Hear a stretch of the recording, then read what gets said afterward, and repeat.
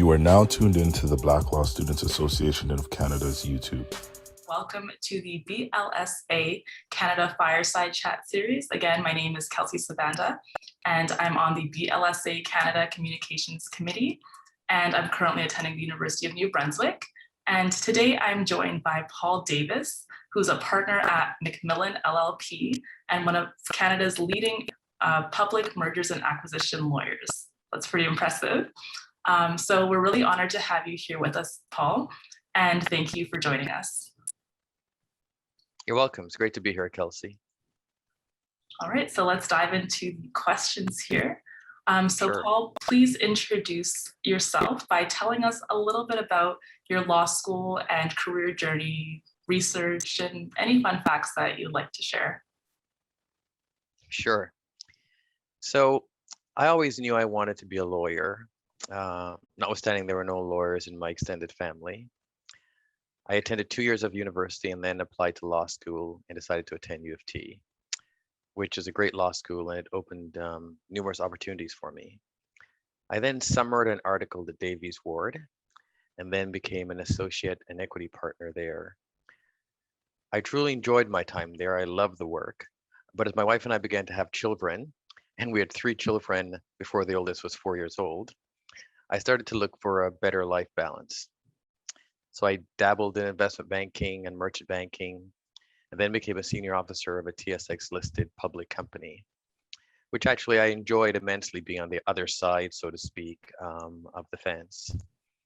However, the company had financial difficulties, and that led us to sell all our divisions across North America. And that led me back to thinking about what to do next, and I returned to private practice.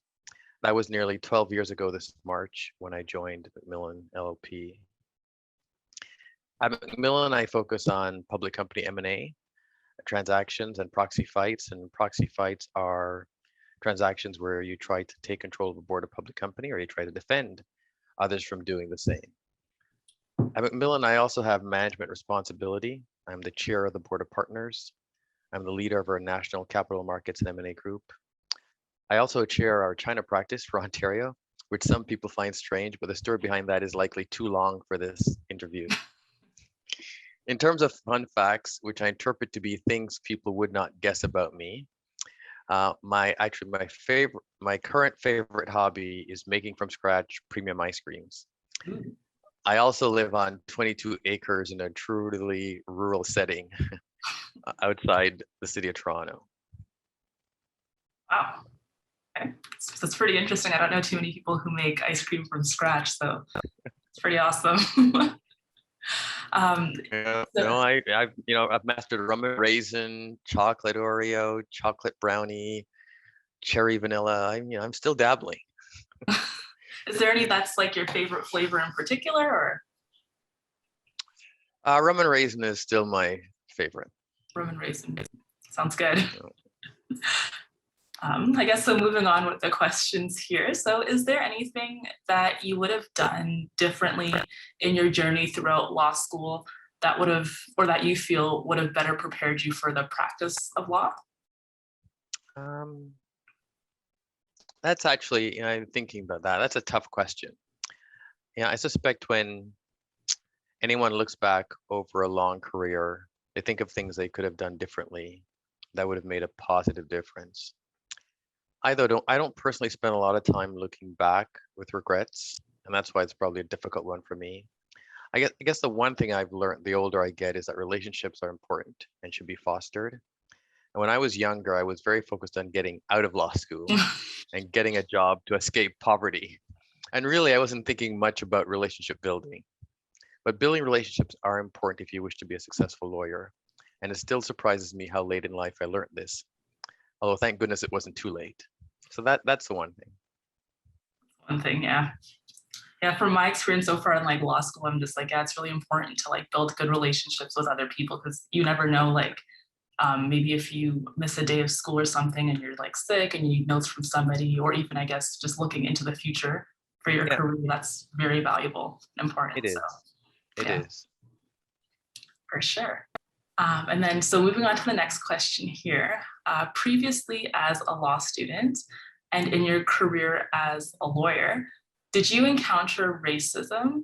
And if so, what would you advise to current students and lawyers if they encounter racism at school or in the work environment? It's funny, I always get asked this question, but any Black lawyer who has practiced as long as I have has encountered racism, both directly or through unconscious bias. Right? And I certainly saw it far more frequently as a younger lawyer than I do now. People always want examples, so I'll give you just, it's not the worst, it's not the best, so to speak, but yeah, 'cause I'll take you back to, when I first started practicing, because it may be hard to imagine. When I first started my legal career, there were lots of in-person meetings, and closing of transactions, I've always been a business lawyer, took place in person. And parties to a transaction would manually sign documents and exchange them at the closing around a boardroom table, right? And closings were generally at law firms. So I'd often go to other law firms for closings of transactions. And this is not an exaggeration, but in my first 2 years of practice, whenever I went to another office without a colleague of mine, before I could open my mouth and let the receptionist know I was there, I'd be directed to the courier desk. As notwithstanding my attire, the receptionist obviously assumed I was there to deliver a package. And you asked about what advice I would give. Well, I'll tell you what I always tell students, what I've repeatedly told my children, who are now young adults. And by the way, this is the advice my parents have given me which I believe is critically important. Do not let other people define you. Whatever assumptions people make about you because of the color of your skin is their problem. We're all individuals and we are to be judged. And if we are to be judged, it should at least be for what we do and say. I think it's critically important to believe in yourself, right? Looking for meaning or worth from others is futile and often can be a self-defeating exercise. Okay. Yeah, that's a really good response. Because I think, of course, as Black people, we have our own stories of what has happened and such. But I think it's really important, the piece of information that you gave as advice as to how to view these things, and not to focus so much on how people view you, but more so on the actions that you do, kind of thing, your merit and stuff, and how you treat others and stuff. And I think that was a really good piece of information for you to share, because people will always have their opinions of you. So right, and I've seen lots of young lawyers be consumed with the actions of others, and it impacts their careers and their lives. And so, it's no excuse, right? I'm not trying to excuse the poor behavior, and especially in this day and age, it's a far better environment to deal with it and address it. But you shouldn't let it impact what you think of yourself and how you progress through your career and your life. Because it doesn't say anything about you. It says a lot about the people who have those views. definitely. I'll definitely hold on to that as I move through law school and hopefully my law career. Thank you for that. So I have here for the next question that you were called to the bar in 1988 and have practiced for over 3 decades. So what are some career milestones that you are most proud of? And what advice do you have for Black students seeking to have a long-lasting career in private practice? Wow, I don't even like what this question implies. I still feel like I'm 40 years old. So I want to make it clear. I think there are future milestones ahead. But anyway, if I was to focus on 2, it would be becoming an equity partner of a Bay Street firm at 30 years old. And now leading McMillan's capital markets and M&A practice, which is personally important to me in sort of how I can assist other lawyers to be successful and mentor others. With respect to advice for those who want a long career in private practice, I think it's critically important to find passion in the work you do. Otherwise, I'm not certain how you can sustain a long career in the private practice, which has long hours. And working just for money, it's got to be difficult in the long term. The other thing is you got to find your own pace, right? You clearly have to work very hard to be successful. But I think it's important to remember that some things are just more important than work as you go through certain and different stages of your life. In some stages, you just may not be able to work as many hours as in other stages. And so it's important to find a firm, not tooting a horn like McMillan, who can make accommodations for the sort of the different stages and the different issues you encounter, particularly if you think about a legal career as being 20, 30 years. And then finally, which I think is critically important, I don't think I've met a successful lawyer who doesn't have a strong mentor. I think it's incumbent upon young lawyers and articling students, and even students in law school now, with all that's available to you, to seek out mentors. Do not wait for them to fall in your lap. Some firms like ours will help you, but it doesn't matter. I think it's ultimately up to you in defining, in moving forward in your own path, to find mentors who can help you along the way. And just as a little bit of a follow-up about what you mentioned about mentors, how would you suggest for, I guess, for students to find mentors, like law students to find mentors?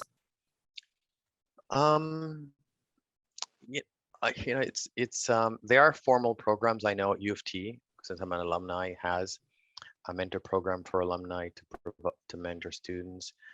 I know U of T, which I was part of, helped found this Black Future Lawyers for undergraduate students to get mentors.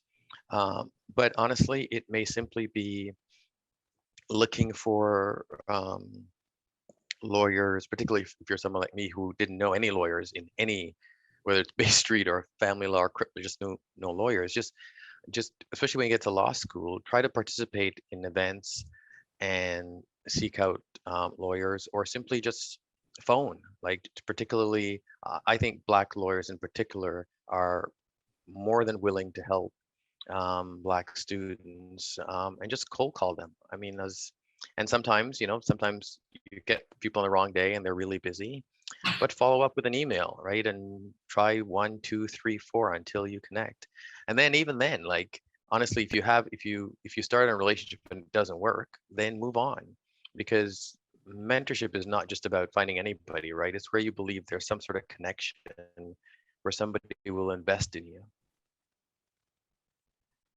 Paul, you might be getting a lot of phone calls after this video goes up. That's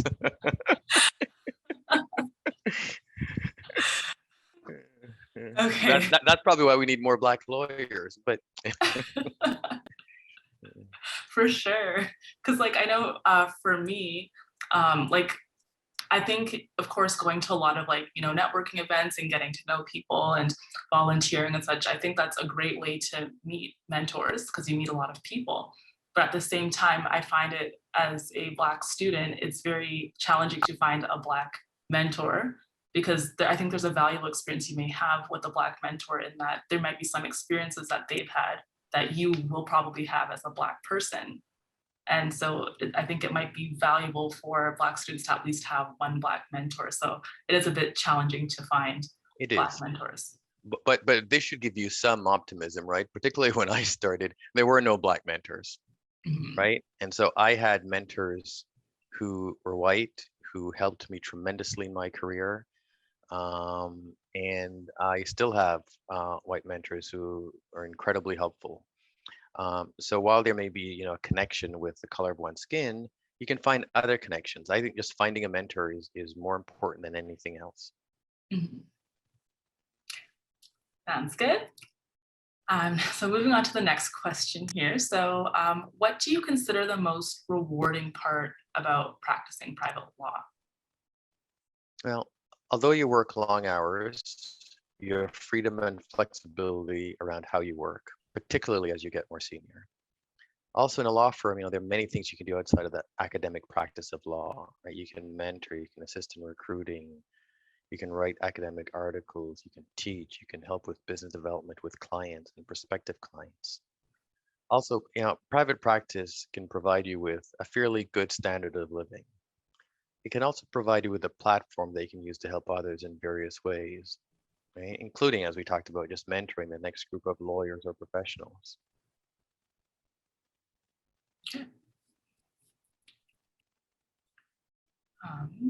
So So I guess even just as a follow-up as that, just kind of on the spot, if you could switch away from private practice like right now, would you consider that, or are you quite happy with private practice and you find it quite rewarding that you would just kind of stay where you are? Yeah, no, I find it incredibly rewarding, and I love the work I do. I like my colleagues, at least most of them. um, I don't want to lie because there's nobody who can like all their colleagues.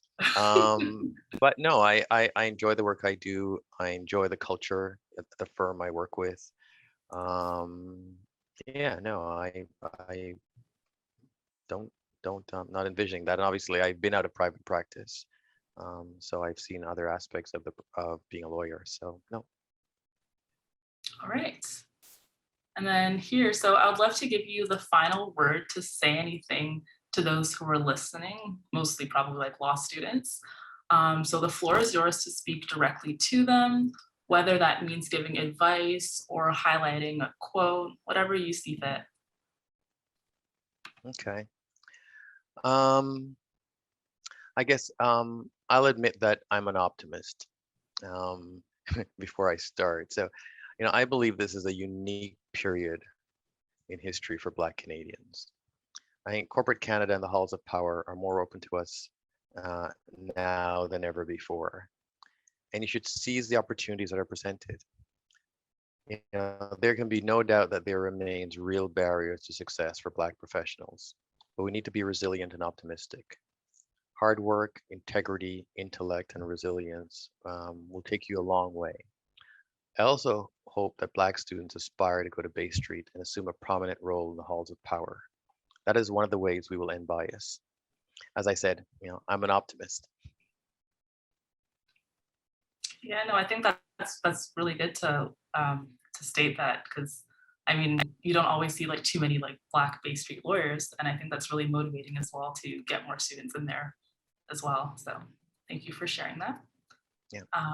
And so I Welcome. would like to thank you again for joining us here with the BLSA Fireside Chat series. And it was wonderful to hear from you.